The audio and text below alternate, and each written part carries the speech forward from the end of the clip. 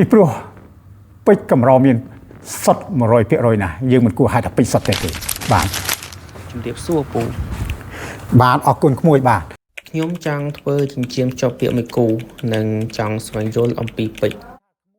បាទអរគុណក្មួយមែនតើបាទសម្រាប់ចំណាប់អារម្មណ៍ជាមួយនឹងក្រុមហ៊ុនស្អាតបាទហើយឮថាក្មួយកំពុងតែចង់ធ្វើចិញ្ចៀនភ្ជាប់ពាក្យ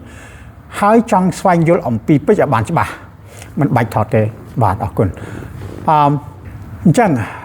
ពូនឹងបញ្យល់ក្មួយឲ្យបានក្បោះក្បាយអំពីពេជ្រតែម្ដងពេជ្រយើងដឹងហើយធម្មតាយើងហៅថា diamond ជាភាសាអង់គ្លេសបាទដែលคล้ายមកពីភាសាក្រិកហៅថា Artemis ហើយ Artemis គឺមានន័យថាខ្លាំងលើសគេបាទគឺភាពរឹងនេះឯងដូច្នេះគឺគេមិនសំដៅទៅលើភាពសុទ្ធទេណាក្មួយពីព្រោះពេជ្រកម្រមាន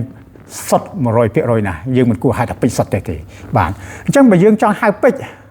តាមប្រភេទឬដើមកំណើត